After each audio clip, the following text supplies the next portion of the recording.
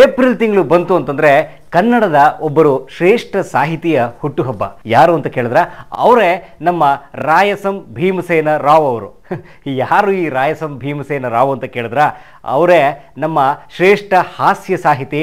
ಹಾಸ್ಯವನ್ನ ಕನ್ನಡಿಗರಿಗೆ, ಕನ್ನಡ ಸಾಹಿತ್ಯಕ್ಕೆ ಮೊಟ್ಟ ಮೊದಲನೇ ಬಾರಿಗೆ ಪರಿಚಯಿಸಿದ, ತಮ್ಮ ಸಾಹಿತ್ಯದಲ್ಲಿ ಹಾಸ್ಯವನ್ನ ತುಂಬಾ ವಿಪುಲವಾಗಿ ತಂದ, ಕನ್ನಡ ಸಾಹಿತ್ಯದ ಬರ್ನಾಡ್ ಶಾ ಅಂತಲೇ ಕರೆಸ್ಕೊಂಡ ನಮ್ಮ ಬೀಚಿಯವರು.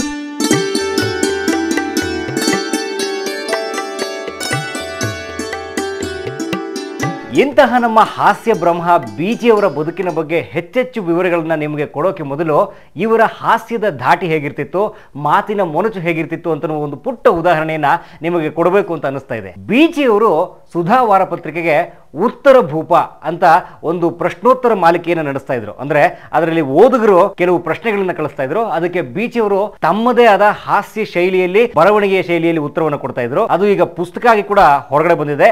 ಅದೇ ಹೆಸರಲ್ಲಿ ಉತ್ತರ ಭೂಪ ಅಂತ ಹೇಳಿ. ಆ ಉತ್ತರ ಭೂಪ ಅಂಕಣಕ್ಕೆ ಒಬ್ಬ ಪ್ರಶ್ನೆ ಕಳಿಸಿರ್ತಾನೆ. ಆ ಪ್ರಶ್ನೆ ಹೀಗಿದೆ: ಸರ್, ನಾನು MLA ಎಲೆಕ್ಷನ್ನು MP ಎಲೆಕ್ಷನ್ನು ಎರಡಕ್ಕೂ ನಿಂತಿದ್ದೀನಿ, ಇದ್ರ ಬಗ್ಗೆ ನಿಮ್ಮ ಅಭಿಪ್ರಾಯ ಏನು ಅಂತ ಕೇಳ್ತಾನೆ. ಅದಕ್ಕೆ ಬೀಚಿ ಅವ್ರದ್ದೇ ಸ್ಟೈಲಲ್ಲಿ ಉತ್ತರ ಕೊಡ್ತಾರೆ. ಏನಂದ್ರೆ, ನಾನು ಒಂದಕ್ಕೆ ನಿಂತವ್ರನ್ನ ನೋಡಿದ್ದೀನಿ, ಎರಡಕ್ಕೆ ನಿಂತವ್ರನ್ನ ನೋಡಿಲ್ಲ, ಹಾಗಾಗಿ ಉಳಿದದ್ದು ನಿಮಗೆ ಬಿಟ್ಟಿದ್ದು ಅಂತ. ಇದು ಒಂದು ಉದಾಹರಣೆ. ಇನ್ನೊಂದು ಉದಾಹರಣೆ ಏನು ಅಂತಂದ್ರೆ, ಶಾಲೆಯಲ್ಲಿ ಮಾಸ್ತರರು ಒಂದು ಪ್ರಶ್ನೆ ಕೇಳ್ತಾರೆ. ನೋಡ್ರ, ನಾನು ನಿನ್ನೆ ಸ್ಕೂಲ್ ಮುಗಿಸ್ಕೊಂಡು ಮನೆಗೆ ಹೋಗ್ಬೇಕಾದ್ರೆ ದಾರಿಲಿ ಒಂದು ಕತ್ತೆಗೆ ಏಟಾಗಿ ಬಿದ್ದು ಅಳ್ತಾ ಇತ್ತು. ನಾನು ಆ ಕತ್ತೆನ ಚೆನ್ನಾಗಿ ಉಪಚರಿಸಿ ಆಮೇಲೆ ಮನೆಗೆ ಹೋದೆ. ಇದ್ರ ಬಗ್ಗೆ ನಿಮ್ಗೆ ಏನು ಅನ್ಸುತ್ತೋ, ಇದು ಏನನ್ನ ತೋರಿಸುತ್ತೆ ಅಂತ ಕೇಳ್ತಾರೆ. ಅದಕ್ಕೆ ಎಲ್ಲರೂ ಬೇರೆ ಬೇರೆ ಉತ್ತರ ಕೊಡ್ತಾರೆ. ಸರ್, ಅದು ನಿಮ್ಮ ವಿಶಾಲ ಹೃದಯ ತೋರಿಸುತ್ತೆ, ನಿಮ್ಮ ಮಾನವೀಯತೆ ತೋರಿಸುತ್ತೆ ಅಂತ ಹೇಳ್ತಾರೆ. ಬೀಚಿ ಹೇಳ್ತಾರೆ, ಸರ್, ಅದು ನಿಮ್ಮ ಸೋದರ ಪ್ರೇಮ ತೋರಿಸುತ್ತೆ ಸರ್ ಅಂತ ಹೇಳ್ತಾರೆ. ಮತ್ತೊಂದು ಉದಾಹರಣೆ ಹೇಳಬೇಕು ಅಂತಂದ್ರೆ, ಈ ರಾಮಾಯಣದ ರಾಮನ ಪಾತ್ರದ ಬಗ್ಗೆ ಅನೇಕರು ಬೇರೆ ಬೇರೆ ರೀತಿ ಇಂಟರ್ಪ್ರಿಟೇಷನ್ಸ್ ಮಾಡಿದ್ದಾರೆ. ಆದ್ರೆ ಬೀಚಿ ರಾಮನ ಬಗ್ಗೆ ಕೊಡುವಂತಹ ವ್ಯಾಖ್ಯಾನ ಅಥವಾ ಇಂಟರ್ಪ್ರಿಟೇಷನ್ ಏನ್ ಗೊತ್ತಾ? ನನಗನ್ಸುತ್ತೆ ಈ ರಾಮ ಒಬ್ಬ ಪಕ್ಕ ಅಕ್ಕಸಾಲಿಗ ಇರಬೇಕು ಅಂತ. ಯಾಕೆ ಸರ್ ಅಂತ ಎಲ್ಲ ಕೇಳಿದ್ರೆ, ಮತ್ತೇನ್ರಿ, ಅವನು ಎಷ್ಟು ಆಕ್ಯುರೇಟ್ ಅಂತಂದ್ರೆ ತನ್ನ ಹೆಂಡತಿನೂ ಬೆಂಕಿಗೆ ಹಾಕಿ ಟೆಸ್ಟ್ ಮಾಡಿ ಅವಳು ಪ್ಯೂರ್ ಅಂತಂದ್ಮೇಲೆ ಕರ್ಕತ್ತಾನಲ್ರಿ, ಹಾಗಾಗಿ ಅವನು ಅಕ್ಕಸಾಲಿಗಾನೇ ಇರಬೇಕು ಅಂತ ರಾಮನ ಬಗ್ಗೆ ಅವ್ರು ವ್ಯಂಗ್ಯ ಮಾಡ್ತಾರೆ. ಇದು ನಮ್ಮ ಬೀಚಿಯವರ ಬರವಣಿಗೆಯ ಮತ್ತು ಮಾತಿನ ಶೈಲಿಯ ವ್ಯಂಗ್ಯದ ಒಂದು ಉದಾಹರಣೆ. ಬನ್ನಿ ಹಾಗಾದ್ರೆ ನಮ್ಮ ಬೀಚಿಯವರ ಬದುಕು ಹೇಗಿತ್ತು ಅಂತ ನೋಡೋಣಂತೆ.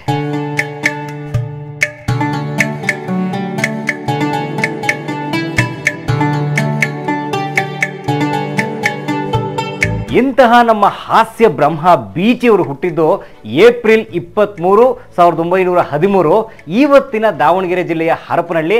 ಆದರೆ ಈ ಹರಪನಹಳ್ಳಿ ಆಗ ಬಳ್ಳಾರಿ ಜಿಲ್ಲೆಗೆ ಸೇರಿತ್ತು. ಒಂದು ಸಂಪ್ರದಾಯಸ್ಥ ಮಾಧ್ವ ಕುಟುಂಬದಲ್ಲಿ ಬೀಚಿ ಹುಟ್ಟುತ್ತಾರೆ. ಅವರ ತಂದೆ ಹೆಸರು ಶ್ರೀನಿವಾಸ ರಾಯರು ಅಂತ, ತಾಯಿ ಭಾರತಮ್ಮನವರು. ಆದ್ರೆ ಟ್ರಾಜಿಡಿ ಏನು ಅಂತಂದ್ರೆ, ಬೀಚಿಯವರು ಹುಟ್ಟಿದ ಕೂಡಲೇ ಅವ್ರ ತಂದೆ ತೀರ್ಕೊಳ್ತಾರೆ. ಹಾಗಾಗಿ ಈ ಮಗು ತನ್ನ ತಂದೆಯನ್ನೇ ತಿನ್ಕೊಂಡು ಹುಟ್ಟಿದೆ, ಇದು ಯಾವುದೋ ಒಂದು ಕೇಡ್ಗಾಲದ ಮಗು ಅಥವಾ ಇದು ಯಾವುದೋ ಶನಿ ಮಗು ಅಂತ ಹೇಳಿ ಆ ಮಗು ಸತ್ತು ಹೋಗ್ಲಿ ಅಂತ ಹೇಳಿ ಮನೆಯಿಂದ 3 ದಿವಸ ಹೊರಗಡೆ ಇಟ್ಟಿದ್ರಂತೆ. ಆದ್ರೆ ಬೀಚಿಯವ್ರದ್ದು ತುಂಬಾ ಗಟ್ಟಿ ಪಿಂಡ ಇರಬೇಕು, ಬದುಕು ಬಿಡ್ತಾರೆ. ಆದ್ರೆ ಮುಂದೆ ಅವ್ರಿಗೆ 8ನೇ ವಯಸ್ಸಿದ್ದಾಗ ಅವರ ತಾಯಿ ಕೂಡ ತೀರ್ಕೊಳ್ತಾರೆ. ಬೀಚಿ ಅನಾಥರಾಗ್ತಾರೆ. ಆಗ ಅವ್ರನ್ನ ಸಾಕಿ ಸಲುಹಿ ಬೆಳೆಸಿದ್ದು ಅವರ ಸೋದರತ್ತೆ. ತಮ್ಮ ಕಡು ಬಡತನದ ಬಾಲ್ಯದ ಬಗ್ಗೆ ಬೀಚಿನೇ ಅವರ ಆತ್ಮಕಥೆಯಲ್ಲಿ ಹೀಗೆ ಬರ್ಕೊಳ್ತಾರೆ: ಕಡು ಬಡವರಾದ ನನ್ನ ಸೋದರತ್ತೆ ಉಳಿದ ತಂಗಳನ್ನ ಹಾಕಿ ನನ್ನನ್ನ ಹೇಗೋ ಬೆಳೆಸಿದ್ರು, ಅವ್ರಿಗೆ ನಾನು ಯಾವತ್ತಿಗೂ ಕೃತಜ್ಞನಾಗಿದ್ದೀನಿ ಅಂತ.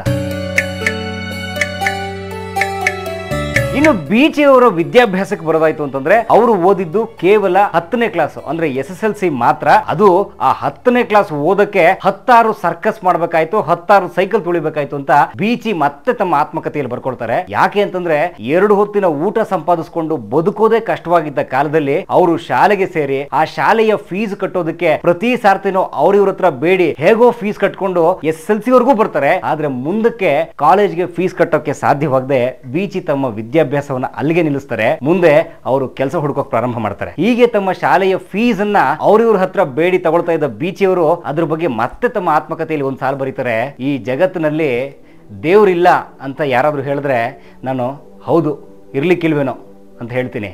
ಅದೇ ಈ ಜಗತ್ತಿನಲ್ಲಿ ದಯೆ ಅಂತ ಅನ್ನೋದು ಇಲ್ಲ ಅಂತಂದ್ರೆ ಅವನೊಬ್ಬ ಶುದ್ಧ ಮುಠಾಳ ಅಂತ ಬೈತೀನಿ ಅಂತ. ಹಾಗಾಗಿ ದಯೆ ಇದ್ದಂಥ ಅನೇಕರು ತೋರಿಸಿದ ಕರುಣೆಯಿಂದಾಗಿ ನಾನು ಹೇಗೋ ಬದುಕದೆ, ಓದಿದೆ ಅಂತ ಬೀಚಿ ದಾಖಲಿಸ್ತಾರೆ.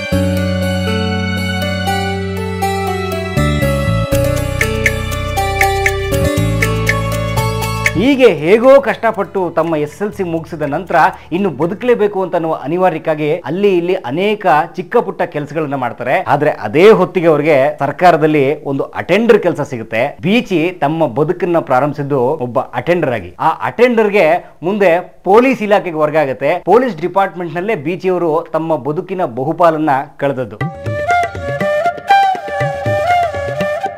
ಇನ್ನು ಬೀಚಿಯವರನ್ನ ನಾವು ಮುಖ್ಯವಾಗಿ ಗುರುತಿಸೋದು ಮತ್ತು ಈ ಸಂದರ್ಭದಲ್ಲಿ ಅವ್ರ ಬಗ್ಗೆ ನಾವು ಮಾತನಾಡ್ತಾ ಇರೋದು ಕೂಡ ಅವರೊಬ್ರು ಶ್ರೇಷ್ಠ ಸಾಹಿತಿ ನಮ್ಮ ಕನ್ನಡದಲ್ಲಿ ಅಂತ ಅನ್ನುವ ಕಾರಣಕ್ಕಲ್ವಾ. ಹಾಗಾಗಿ ಬೀಚಿಯವರು ಸಾಹಿತಿಯಾಗಿ ಬೆಳೆದದ್ದು ಹೇಗೆ ಅನ್ನುವುದನ್ನು ನಾವು ಗಮನಿಸಿದ್ರೆ ತುಂಬಾ ಇಂಟ್ರೆಸ್ಟಿಂಗ್ ಆದ ಒಂದು ವಿಷಯ ಹೊರಗಡೆ ಬರುತ್ತೆ. ಪ್ರಾರಂಭದಲ್ಲಿ ಬರೆಯೋಕೆ ಶುರು ಮಾಡಿದಾಗ ಬೀಚಿಯವರಿಗೆ ಕನ್ನಡದ ಬಗ್ಗೆ ಒಂದು ರೀತಿ ತಾತ್ಸಾರದ ಧೋರಣೆ ಇತ್ತು. ಅವರು ಬೆಳೆದದ್ದೆಲ್ಲವೂ ಈ ಬಳ್ಳಾರಿ ಪ್ರಾಂತ್ಯದಲ್ಲಿ, ಅದು ಪ್ರೀ ಇಂಡಿಪೆಂಡೆನ್ಸ್ ನಲ್ಲಿ. ಈ ಪ್ರೀ ಇಂಡಿಪೆಂಡೆನ್ಸ್ ನಲ್ಲಿ ಬಳ್ಳಾರಿ ಪ್ರಾಂತ್ಯದಲ್ಲಿ ತೆಲುಗಿನ ಪ್ರಭಾವ ತುಂಬಾ ಹೆಚ್ಚಾಗಿತ್ತು. ಹಾಗಾಗಿ ಇವರ ಮನೆ ಭಾಷೆ ಕನ್ನಡವೇ ಆದ್ರೂ ಅವರು ಹೆಚ್ಚು ಕಲಿತದ್ದು ತೆಲುಗುವನ್ನ ಮತ್ತು ಇಂಗ್ಲಿಷ್ ಮತ್ತು ಸಂಸ್ಕೃತದ ಬಗ್ಗೆ ಅವ್ರಿಗೆ ತುಂಬಾ ವ್ಯಾಮೋಹ ಇತ್ತು. ಜೊತೆಗೆ ಕನ್ನಡದಲ್ಲಿ ಬರೆಯೋದು ಒಂದು ರೀತಿ ಗೌರವ ತರುವಂತಹ ವಿಷಯ ಅಲ್ಲ ಅಂತ ಅನ್ನುವ ಭ್ರಮೆ ಕೂಡ ಅವ್ರಿಗೆ ಇರುತ್ತೆ. ಈ ಸಂದರ್ಭದಲ್ಲಿ ನಡೆದ ಒಂದು ನಾಟಕೀಯವಾದ ಒಂದು ಟ್ವಿಸ್ಟ್ ಏನು ಅಂತಂದ್ರೆ, ಅವರ ಹೆಂಡತಿ ಕನ್ನಡ ಸಾಹಿತ್ಯದ ತುಂಬಾ ದೊಡ್ಡ ಅಭಿಮಾನಿಯಾಗಿರ್ತಾರೆ. ಒಂದ್ಸರ್ತಿ ಬೀಚಿಯವರು ಮತ್ತು ಅವ್ರ ಹೆಂಡತಿ ರೈಲ್ ನಲ್ಲಿ ಇನ್ಯಾವುದೋ ಒಂದು ಊರಿಗೆ ಹೋಗ್ಬೇಕಾಗತ್ತೆ. ಆಗ ರೈಲ್ ನಲ್ಲಿ ಕಾಲ ಕಳಿಯೋಕೆ ಇರ್ಲಿ ಅಂತ ಬೀಚಿಯವ್ರ ಹೆಂಡತಿ ಬೀಚಿಗೆ ಹೇಳ್ತಾರೆ, ಆ ರೈಲ್ವೆ ಪ್ಲಾಟ್ಫಾರ್ಮ್ ನಲ್ಲಿರೋ ಪುಸ್ತಕದ ಅಂಗಡಿಗೆ ಹೋಗಿ ಯಾವ್ದಾದ್ರು ಒಂದು ಕನ್ನಡದ ಪುಸ್ತಕ ತಗೊಂಬನ್ನಿ ಅಂತ. ಬೀಚಿ ಪ್ರತಿಭಟಿಸ್ತಾರೆ, ಯಾಕೆ ಇಂಗ್ಲಿಷ್ ಆಗಲ್ಲ ನಿನಗೆ, ಕನ್ನಡ ಯಾಕೆ ಓದ್ತೀಯ, ಅದೇನಂತ ದೊಡ್ಡ ಪುಸ್ತಕಗಳೇನಲ್ಲ ಅಂತಂತಾರೆ.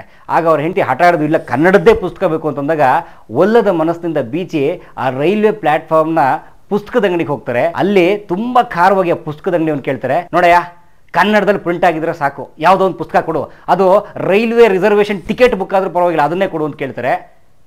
ಆದರೆ ಆ ರೈಲ್ವೆ ಟಿಕೆಟ್ ಕೌಂಟರ್ನ ಅಥವಾ ರೈಲ್ವೆ ಪ್ಲಾಟ್ಫಾರ್ಮ್ನ ಆ ಪುಸ್ತಕದ ಅಂಗಡಿಯನ್ನು ಅವರು ಕೊಟ್ಟಿದ್ದು ಆನಾಕ್ರು ಅವರ ಸಂಧ್ಯಾರಾಗ ಕಾದಂಬರಿ. ಅವರ ಕಾದಂಬರಿ ತಗೊಂಡ್ಬರ್ತಾರೆ, ತಮ್ಮ ಹೆಂಡತಿ ಕೊಡ್ತಾರೆ. ಹೆಂಡತಿ ಓದಾದ ನಂತರ ಇವರು ಸಮಯ ಕಳೆಯೋಕೆ ಅಂತ ಹೇಳಿ ಸುಮ್ಮನೆ ಅದನ್ನ ತಗೊಳ್ತಾರೆ. ಕೈಲಿ ಕನ್ನಡ ಪುಸ್ತಕ ಇದ್ರೆ ಅವಮಾನ ಅಂತನ್ನುವ ಕಾರಣಕ್ಕೆ ಇಂಗ್ಲಿಷ್ನ ಇಲಿಸ್ಟ್ರೇಟೆಡ್ ವೀಕ್ಲಿ ಪತ್ರಿಕೆಯ ಒಳಗಡೆ ಆ ಸಂಧ್ಯಾರಾಗವನ್ನು ಇಟ್ಕೊಂಡು ಓದ್ತಾರೆ. ಓದಿ ಅವ್ರಿಗೆ ತುಂಬಾ ಖುಷಿ ಆಗುತ್ತೆ, ತುಂಬಾ ಇಂಟ್ರೆಸ್ಟ್ ಬರುತ್ತೆ. ಕನ್ನಡದಲ್ಲಿ ಇಂತಹ ಸಾಹಿತ್ಯ ಇದೆಯಾ, ಕನ್ನಡದ ಇದು ಅಂತ ಹೇಳಿ ತುಂಬಾ ಖುಷಿ ಆಗುತ್ತೆ. ಅಲ್ಲಿಂದ ಅವ್ರಿಗೆ ಕನ್ನಡದ ಬಗ್ಗೆ ತುಂಬಾ ಅಭಿಮಾನ ಬರುತ್ತೆ. ಹೀಗಾಗಿ ಆನಾಕ್ರು ಅವರ ಸಂಧ್ಯಾರಾಗ ಬೀಚಿಯವ್ರನ್ನ ಬದಲಾಯಿಸಿದ ಅತಿ ಮಹೋನ್ನತ ಕಾದಂಬರಿ.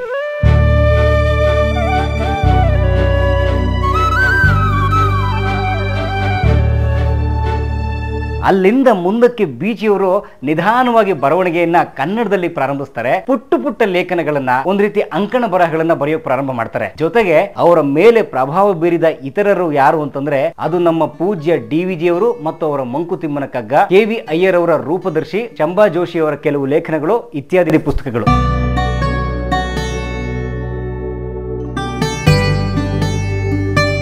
ಬೀಚಿಯವರ ಮೊಟ್ಟ ಮೊದಲ ಲೇಖನ ಪ್ರಕಟವಾಗಿದ್ದು 1933ರಲ್ಲಿ ಪ್ರಜಾಮತ ಪತ್ರಿಕೆಯಲ್ಲಿ ಅದು ಪ್ರಿಂಟ್ ಆಗಿತ್ತು. ಕೋ ಚೆನ್ನಬಸಪ್ಪ ಅಂತ ನೀವು ಕೇಳಿರಬಹುದು, ನಮ್ಮ ಹಿರಿಯ ಸಾಹಿತಿಗಳವರು. ಅವರು ಬಳ್ಳಾರಿಯಲ್ಲಿ ಇರ್ತಾರಾಗ ಅವರು ರೈತವಾಣಿ ಅಂತ ಹೇಳಿ ಒಂದು ಪತ್ರಿಕೆ ನಡೆಸ್ತಿರ್ತಾರೆ. ಅದಕ್ಕೆ ಅಂಕಣಗಳನ್ನ ಬರೆಯುವಂತೆ ಇದೇ ಬೀಚಿಯವರಿಗೆ ಆಹ್ವಾನ ಬರುತ್ತೆ. ಅವರು ಇದೇ ಹಾಸ್ಯದ ಧಾಟಿಯಲ್ಲಿ ಅಂಕಣಗಳನ್ನ ಬರೆಯೋಕೆ ಪ್ರಾರಂಭ ಮಾಡ್ತಾರೆ. ನಂತರ ನಮ್ಮ ದಿವಂಗತ ಪಾಟೀಲ್ ಪುಟ್ಟಪ್ಪನವರು ವಿಶಾಲ ಕರ್ನಾಟಕ ಅಂತ ಹೇಳಿ ಒಂದು ಪತ್ರಿಕೆ ನಡೆಸ್ತಿದ್ರು. ಆ ಪತ್ರಿಕೆಗೆ ಕೆನೆ ಮೊಸರು ಅಂತ ಅನ್ನುವ ಹೆಸರಿನಲ್ಲಿ ಅಂಕಣ ಬರೀತಿದ್ದವರು ಇದೇ ನಮ್ಮ ಬೀಚಿಯವರು. ಬೀಚಿಯವರ ಸಾಹಿತ್ಯದ ಬದುಕಿನಲ್ಲಿ ನಡೆದ ಒಂದು ಇಂಟ್ರೆಸ್ಟಿಂಗ್ ಘಟನೆ ಏನು ಅಂತಂದ್ರೆ, ಅವರಿಗೆ ನಾಟಕಗಳನ್ನ ಬರೆಯೋದ್ರಲ್ಲೂ ಕೂಡ ತುಂಬಾ ಆಸಕ್ತಿ ಇತ್ತು. ಹಾಗಾಗಿ ಪ್ರಾರಂಭದಲ್ಲಿ ಅವರು ದೇವರ ಆತ್ಮಹತ್ಯೆ ಅಂತ ಹೇಳಿ ಒಂದು ನಾಟಕ ಬರೀತಾರೆ. ಆ ನಾಟಕ ಚೆನ್ನಾಗೂ ಬಂದ್ಬಿಟ್ಟಿರುತ್ತೆ, ತುಂಬಾ ಖುಷಿ ಆಗ್ಬಿಡುತ್ತೆ ಬೀಚಿಯವರಿಗೆ. ಇದನ್ನ ನಾನೇ ಮಾಡ್ಬಿಡ್ಬೇಕು ಅಂತ ಹೇಳಿ ಒಂದು ಪುಟ್ಟ ಟೀಮ್ ಕಟ್ಕೊಂಡು ಇವರೇ ಅದರಲ್ಲಿ ದೇವರ ಪಾತ್ರ ಎಲ್ಲ ಮಾಡ್ಕೊಂಡು ನಾಟಕ ಮಾಡ್ಬಿಡ್ತಾರೆ. ಆ ದೇವರು ಕೊನೆಯಲ್ಲಿ ಆತ್ಮಹತ್ಯೆ ಮಾಡ್ಕೊಳ್ಳೋ ಒಂದು ಸೀನ್ ಬರುತ್ತೆ. ಆಗ ಅದಕ್ಕೆ ಇವರು ಹಗ್ಗದ ಪ್ರಾಪರ್ಟಿ ಸಿಗದೆ ಯಾರೋ ಒಬ್ಬ ಹಾಕೊಂಡಿದ್ದ ಟೈ ತಂದು ನೇಣು ಹಾಕೊಳ್ಳೋ ಒಂದು ಸೀನ್ ಎಲ್ಲ ಮಾಡಿದ್ರಂತೆ. ಆದರೆ ಅದೆಲ್ಲ ಮುಖ್ಯ. ಇಲ್ಲಿ ಈ ಇಡೀ ನಾಟಕ ಇದ್ದದ್ದು ಒಂದು ರೀತಿ ಆಗ ಇದ್ದ ಕಂದಾಚಾರಗಳು, ಒಂದು ರೀತಿ ಈ ನಮ್ಮ ಪುರೋಹಿತ ಶಾಹಿ ವ್ಯವಸ್ಥೆಯ ವಿರುದ್ಧ ಇದ್ದ ನಾಟಕ ಅದು. ಹಾಗಾಗಿ ಆ ಕಾಲದಲ್ಲಿ ಆ ಬಳ್ಳಾರಿ ಪ್ರಾಂತ್ಯದಲ್ಲಿ ಆ ನಾಟಕ ತುಂಬಾ ಗದ್ದಲ ಗಲಾಟೆ ಎಬ್ಸ್ಬಿಡುತ್ತೆ. ಬೀಚಿಯವ್ರನ್ನ ಹೊಡೆಯಕ್ಕೆ ಹೋಗೋವರೆಗೂ ಗಲಾಟೆಗಳು ಸ್ಟಾರ್ಟ್ ಆಗ್ಬಿಡುತ್ತೆ. ಆಗ ಬೀಚಿಯವರು ಇದರಿಂದ ತುಂಬಾ ಡಿಸ್ಟರ್ಬ್ ಆಗ್ಬಿಡ್ತಾರೆ. ಜೊತೆಗೆ ಅವ್ರಿಗೆ ಬಳ್ಳಾರಿ ರಾಘವ ಅಂತನ್ನುವ ಆ ಕಾಲದ ಒಬ್ಬ ನಾಟಕಕಾರ, ಒಂದು ನಾಟಕ ಕಂಪನಿಯ ಮಾಲೀಕ, ಜೊತೆಗೆ ವಕೀಲರು ಆಗಿದ್ದ ಆ ಬಳ್ಳಾರಿ ರಾಘವ ಅವರಿಂದ ಕರೆ ಬಂದ್ಬಿಡುತ್ತೆ. ಇವ್ರು ಅಂದ್ಕೋತಾರೆ ಇದ್ಯಾವುದೋ ಒಂದು ಕೋರ್ಟ್ ಕೇಸು ವಿವಾದ ಏನೋ ಆಗಿದೆ, ಹಾಗಾಗಿ ನಾನು ಅಲ್ಲಿಗೆ ಹೋಗ್ತಿದ್ದೀನಿ ಅಂತ ಹೋಗ್ತಾರೆ. ಅವರ ಆಫೀಸಿಗೆ ಹೋಗಿ ಕೂತ್ಕೊಂಡಾಗ ಬಳ್ಳಾರಿ ರಾಘವ್ ಅವರು ಬೀಚಿಯವ್ರನ್ನ ಕಂಡು, ಈ ನಮ್ಮ ಬಳ್ಳಾರಿ ಅಂತನ್ನುವ ಕೊಚ್ಚೆ ಗುಂಡಿಲಿ ನೀನೊಬ್ಬ ಹುಲಿ ಕಣಯ್ಯ, ಎಂಥ ನಾಟಕ ಬರ್ದಿದ್ಯಾ, ಬೇಷ್ ಬರಿ ಹೋಗು ಅಂತ ಹೇಳಿ ಉತ್ತೇಜನ ಕೊಟ್ಟು ಆ ಕೇಸ್ನ ಇವರೇ ಹ್ಯಾಂಡಲ್ ಮಾಡಿ ಆ ದೇವರ ಆತ್ಮಹತ್ಯೆ ನಾಟಕದ ವಿರುದ್ಧ ಆಗಿದ್ದ ಎಲ್ಲ ಕೇಸ್ಗಳನ್ನ ಗೆದ್ದು ಬೀಚಿಯವ್ರನ್ನ ಬಚಾವ್ ಮಾಡ್ತಾರೆ. ಬೀಚಿ ಹಾಗೆ ನಾನು ಅವತ್ತು ಬಳ್ಳಾರಿ ರಾಘವ್ ಅವ್ರ ಕೃಪೆಯಿಂದ ಬದುಕೊಂಡೆ ಅಂತ ಹೇಳಿ ತಮ್ಮ ಆತ್ಮಕಥೆಯಲ್ಲಿ ಬರೀತಾರೆ.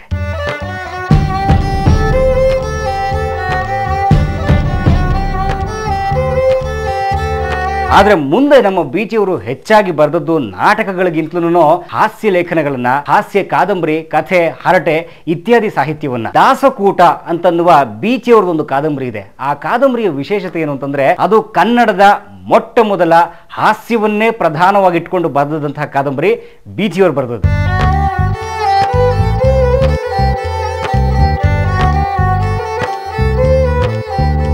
ಹೀಗೆ ಬರವಣಿಗೆಯನ್ನು ಪ್ರಾರಂಭಿಸಿದ ಬೀಚಿಯವರು ಒಂದು ರೀತಿ ಅವಿಶ್ರಾಂತವಾಗಿ ಬರಿತಲೇ ಹೋದ್ರು. ಎಷ್ಟರ ಮಟ್ಟಿಗೆ ಅಂತಂದ್ರೆ ಅವರು ತಮ್ಮ ಬದುಕಿನ ಕೊನೆಯ ಕ್ಷಣದವರೆಗೂ ಬರಿತಾನೆ ಇದ್ರು. ಅವರ ಲೇಖನಿಗೆ ವಿಶ್ರಾಂತಿಯೇ ಇರಲಿಲ್ಲ. ಒಟ್ಟಾರೆ ಅವರು ಬರೆದದ್ದು ಸುಮಾರು 65ಕ್ಕೂ ಹೆಚ್ಚು ಕೃತಿಗಳನ್ನ. ಅವುಗಳಲ್ಲಿ ಸುಮಾರು 35 ಕಾದಂಬರಿಗಳಿದ್ದಾವೆ. ಇನ್ನು ಉಳಿದವು ಸಣ್ಣ ಕಥೆ, ರೇಡಿಯೋ ನಾಟಕಗಳು, ಹರಟೆ, ಲಲಿತ ಪ್ರಬಂಧ, ಹಾಸ್ಯ ಬರಹಗಳು ಇತ್ಯಾದಿ ಬರಹಗಳು.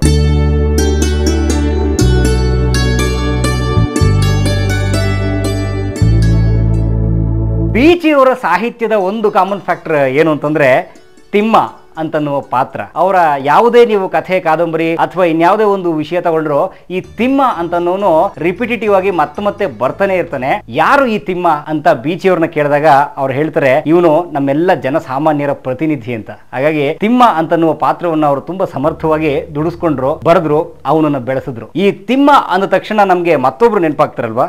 ಹೌದು, ಅವರೇ ನಮ್ಮ ಮಂಕು ತಿಮ್ಮನ ಕಗ್ಗದ ಕರ್ತೃ ಡಿ.ವಿ. ಗುಂಡಪ್ಪನವರು. ಅವರು ಕೂಡ ತಮ್ಮ ಕಗ್ಗದಲ್ಲಿ ತಿಮ್ಮ ನೋಡಿ, ಆ ಮಂಕು ತಿಮ್ಮನನ್ನ ಬಳಸ್ತಿರ್ತಾರೆ. ಒಂದ್ಸರ್ತಿ ಒಬ್ರು ಇದೇ ಬೀಚಿಯವ್ರನ್ನ ಕೇಳ್ತಾರೆ, ಸರ್ ಆ ಕಡೆ ಡಿ.ವಿ.ಜಿ ಅವರು ಕೂಡ ತಿಮ್ಮನನ್ನ ಬಳಸ್ತಿದ್ದಾರೆ, ಈ ಕಡೆ ನೀವು ಕೂಡ ತಿಮ್ಮನನ್ನ ಬಳಸ್ತಿದ್ದೀರಿ, ಈ ನಿಮ್ಮ ತಿಮ್ಮನಲ್ಲಿ ಏನು ವ್ಯತ್ಯಾಸ ಹೇಳ್ಬೋದಾ ಅಂತಂದಾಗ ಬೀಚಿ ತುಂಬ ಮಾರ್ಮಿಕವಾದ ಉತ್ತರ ಕೊಡ್ತಾರೆ.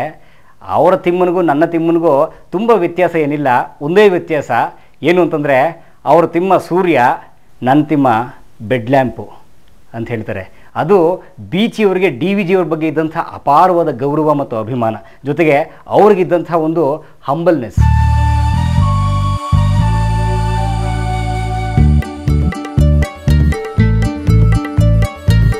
ಇನ್ನು ಬೀಚಿಯವರಿಗೆ ಬೀಚಿ ಅಂತನ್ನುವ ಹೆಸರು ಅಥವಾ ಅವರ ಕಾವ್ಯನಾಮ ಹೇಗೆ ಬಂತು ಅಂತ ನಾವು ನೋಡೋದಾದ್ರೆ ಅದ್ರ ಹಿಂದೆ ಕೂಡ ಒಂದು ಇಂಟ್ರೆಸ್ಟಿಂಗ್ ಕಥೆ ಇದೆ. ಒಬ್ರು ಕೇಳ್ತಾರೆ ಅವ್ರನ್ನ, ಸರ್ ನೀವು ಬೀಚಿ ಹೇಗಾದ್ರಿ ಅಂತ. ಆಗ ಅವ್ರು ಹೇಳ್ತಾರೆ, ಅಲ್ಲಪ್ಪ ಯಾವಾಗಲೂ ಹೊಟ್ಟೆ ನೋವು ಬರ್ತಾ ಇದ್ದ ನನ್ನಂತ ಒಬ್ಬ ನರಪೇತ್ಲ ಹುಡುಗನಿಗೆ ರಾಯಸಂ ಭೀಮಸೇನ ರಾವ್ ಅಂತಂದ್ರೆ ಆ ಹೆಸರಿಗಾದ್ರೂ ತಡ್ಕೊಳ್ಳೋದು ಬೇಡವೆ, ಅದಕ್ಕೆ ಬೀಚಿ ಮಾಡಿದೆ ಅಂತ. ಸರಿ ಸರ್, ಬೀಚಿನೇ ಯಾಕೆ ಇಟ್ಕೊಂಡ್ರಿ ಅಂತ ಕೇಳಿದಾಗ, ನೋಡಯ್ಯ ಪಾರ್ಥ ಸಾರಥಿ ಪಾಚು ಆಗ್ತಾನೆ, ನಾರಾಯಣ ನಾಣಿ ಆಗ್ತಾನೆ, ಹಾಗೆ ಈ ಭೀಮಸೇನ ರಾಯ ಬೀಚಿ ಅದ, ನಿನಗೇನು ಪ್ರಾಬ್ಲಮ್ಮು ಅಂತ ಕೇಳ್ತಾರೆ. That was Beechi. ಅದು ಅವರ ಕಾವ್ಯನಾಮ, ಪೆನ್ ನೇಮ್ ಕೂಡ.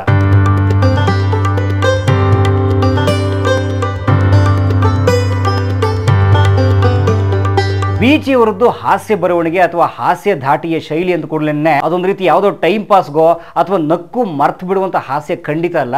ಅವರು ಅಷ್ಟು ಹಾಸ್ಯದ ಒಳಗಡೆ ಹೇಳ್ತಾ ಇದ್ದಿದ್ದು ನಮ್ಮ ಸಾಮಾಜಿಕ ಅಂಕುಡೊಂಕುಗಳನ್ನ, ನಮ್ಮ ರಾಜಕಾರಣಿಗಳ ಕೆಟ್ಟತನವನ್ನ, ಮನುಷ್ಯನ ಒಳಗಡೆ ಇರುವಂತಹ ಒಂದು ರೀತಿ ವಿಕಾರಗಳನ್ನ ಎತ್ತಿ ತೋರಿಸ್ತಾ ಇದ್ರು ತಮ್ಮ ಹಾಸ್ಯದ ಚೌಕಟ್ಟಿನಲ್ಲಿ. ಹಾಗಾಗಿ ಬೀಚಿಯವರ ಬಗ್ಗೆ ಇರುವಂತಹ ಒಂದು ದೊಡ್ಡ ಮಾತೇನು ಅಂತಂದ್ರೆ, ಅವರು ನಮ್ಮ ಕನ್ನಡ ಸಾಹಿತ್ಯದ ಚಾರ್ಲಿ ಚಾಪ್ಲಿನ್ ಅಂತ ಹೇಳಿ.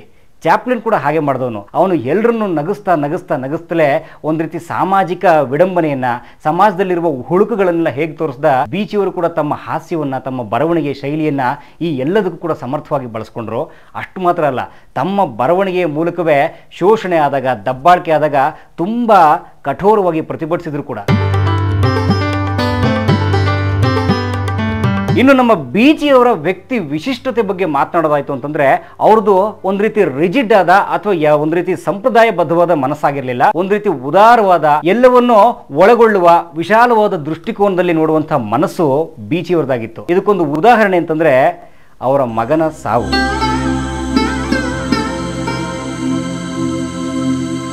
ಬೀಚಿಯವರು ತಮ್ಮ ನಡುಗಾಲದ ವಯಸ್ಸಿನಲ್ಲಿ ಕೈಗೆ ಬಂದಿದ್ದಂತಹ ಅವರ ಕಿರಿ ಮಗನನ್ನ ಕಳ್ಕೊಳ್ತಾರೆ. ಅದು ಅವರನ್ನ ತುಂಬ ಬಾಧಿಸುತ್ತೆ, ತುಂಬ ಅವರು ಅದರಿಂದ ನೋವುಗೊಳಗಾಗ್ತಾರೆ, ಡಿಸ್ಟರ್ಬ್ ಆಗ್ತಾರೆ. ಜೊತೆಗೆ ಆ ಸಂದರ್ಭದಲ್ಲಿ ತೀರ್ಕೊಂಡ ಅವರ ಮಗನಿಗೆ ಮದುವೆ ನಿಶ್ಚಯ ಕೂಡ ಆಗಿರುತ್ತೆ.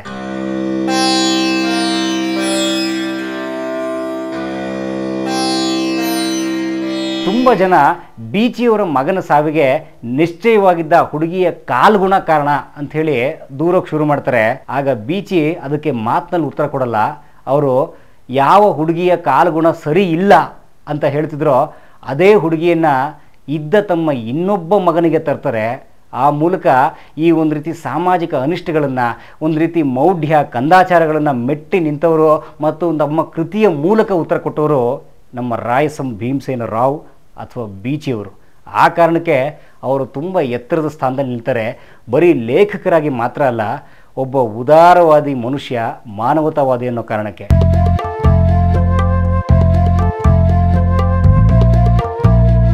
ಬೀಚಿಯವ್ರಿಗೆ ಬದುಕಿನ ಬಗ್ಗೆ ಇದ್ದಂತಹ ದೃಷ್ಟಿಕೋನ ಮತ್ತು ಒಂದು ವ್ಯಕ್ತಿತ್ವ ಅಂದರೆ ಹೇಗಿರಬೇಕು ಅಂತ ಅನ್ನೋದಕ್ಕೆ ಅವರೇ ಬರೆದ ಈ ಸಾಲನ್ನು ಓದಿದ್ರೆ ಹೆಚ್ಚು ಅರ್ಥಪೂರ್ಣವಾಗಿರುತ್ತೆ ಅಂತ ನಾನು ಅಂದ್ಕೋತೀನಿ. ನಿನ್ನಂತೆ ನೀನಾಗು, ನಿನ್ನ ನೀ ಅರಿ ಮೊದಲು, ಚೆನ್ನೆಂದು ದೊಡ್ಡವರ ನೀ ಅನುಕರಿಸಬೇಡ. ಏನಾಯಿತು ಕತ್ತೆ, ಚೆಲುವಿತ್ತು, ಮುದ್ದಿತ್ತು, ತನ್ನಪ್ಪನಂತಾಗಿ ಹಾಳಾಯಿತು ತಿಮ್ಮ. ಇದು ಬೀಚಿ ಒಂದು ವ್ಯಕ್ತಿತ್ವವನ್ನು ಹೇಗೆ ಕಟ್ಕೊಳ್ಬೇಕು ಅಂತ ಅನ್ನೋದಕ್ಕೆ ಬರೆದಂತಹ ಒಂದು ಚುಟುಕ. ಮತ್ತು ಈ ಬೀಚಿಯವ್ರದ್ದೇ ಇನ್ನೊಂದು ತುಂಬಾ ಪ್ರಸಿದ್ಧವಾದ ಮಾತೇನು ಅಂತಂದ್ರೆ, ಮನುಷ್ಯನ ಬಾಳು ಗೋಪುರದಲ್ಲಿರುವ ಗಡಿಯಾರದ ಹಾಗೆ. ಅದರಲ್ಲಿ ನೀನು ಸಮಯ ನೋಡಬೇಕು ಅಂತಂದ್ರೆ ತಲೆ ಎತ್ತಲೇಬೇಕು. ತಲೆ ಎತ್ತಬೇಕು ಅಂತಂದ್ರೆ ನಿನಗೆ ತಲೆ ಮೊದಲು ಇರಬೇಕು, ಮತ್ತು ತಲೆ ಎತ್ತಬೇಕು ಅಂತ ನಿನಗೆ ತೋಚೋಕು ತಲೆ ಇರಬೇಕು, ಮತ್ತು ತಲೆನ ಬಳಸಬೇಕು ಅಂತ ಅನ್ನೋದು ಬೀಚಿಯವರ ಇನ್ನೊಂದು ಪ್ರಸಿದ್ಧವಾದ ಮಾತು. ಅಗೇನ್ ಹಾಸ್ಯದ ಧಾಟಿಯಲ್ಲೇ ಇದೆ.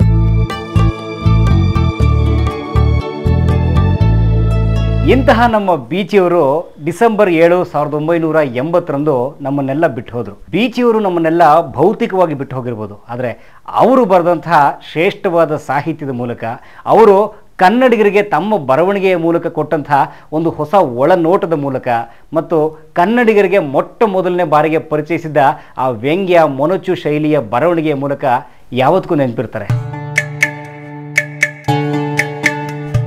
ನಾನಿಲ್ಲಿ ಹೇಳೋದೇನು ಅಂತಂದ್ರೆ, ಬೀಚಿಯವರು ಹುಟ್ಟಿದಾಗ ಅವರ ತಂದೆ ತೀರ್ಕೊಂಡ್ರು ಅಂತನ್ನುವ ಯಾವುದೋ ಕಾಕತಾಳೀಯವಾದ ಘಟನೆಗೆ ಕನೆಕ್ಟ್ ಮಾಡಿ ಬೀಚಿಯವರು ಮಗುವಾಗಿದ್ದಾಗಲೇ ತೆಗೆದು ಹೊರಗಡೆ ಹಾಕಿದ್ರಂತೆ. ಆದರೆ ಕೊನೆಗೆ ಅವರು ಬೀಚಿಯಾಗಿ ತುಂಬಾ ಎತ್ತರಕ್ಕೆ ಬೆಳೆದ್ರಲ್ಲ. ಹಾಗಾಗಿ ಯಾವ ಮಗುವು ಅನಿಷ್ಟವೂ ಅಲ್ಲ, ಕನಿಷ್ಠವೂ ಅಲ್ಲ. ಪ್ರತಿ ಮಗುವು ಹುಟ್ಟುತ್ತಾನೆ ವಿಶ್ವಮಾನವನಾಗಿ ಹುಟ್ಟುತ್ತೆ. ಆದ್ರೆ ನಾವು ಅಂದ್ರೆ ಸುತ್ತಲ ಸಮಾಜ ಸೇರಿ ಆ ಮಗುವನ್ನ ನಮ್ಮೆಲ್ಲ ಸಣ್ಣತನಗಳನ್ನ ಆರೋಪಿಸಿ ಅಲ್ಪಮಾನವನನ್ನಾಗಿ ಮಾಡ್ಬಿಡ್ತೀವಿ ಅಂತ ಹೇಳೋದು ನನ್ನ ಅಭಿಪ್ರಾಯ. ಹಾಗಾಗಿ ನಾವು ಯಾರನ್ನೂ ಅಲ್ಪಮಾನವರನ್ನಾಗಿ ಮಾಡದೇ ಇರೋಣ, ನಾವು ದೊಡ್ಡವರಾಗೋಣ, ಎಲ್ಲರೂ ದೊಡ್ಡವ್ರು ಮಾಡೋಣ, ದೊಡ್ಡವರಾಗಿ ಬೆಳಿತಾನೆ ಇರೋಣ ಅಂತ ಹೇಳ್ತೀನಿ. ಈ ವಿಡಿಯೋದ ಬಗ್ಗೆ ನಿಮ್ಗೆ ಏನು ಅನಿಸ್ತು, ನಿಮ್ಮ ಅಭಿಪ್ರಾಯ ತಿಳಿಸಿ, ಸಲಹೆ ಸೂಚನೆ ಕೊಡಿ, ಈ ವಿಡಿಯೋ ಶೇರ್ ಮಾಡಿ, ನಮ್ಮ ಚಾನಲ್ ಸಬ್ಸ್ಕ್ರೈಬ್ ಮಾಡಿ ಅಂತ ಕೇಳ್ತೀನಿ. ನಮಸ್ಕಾರ.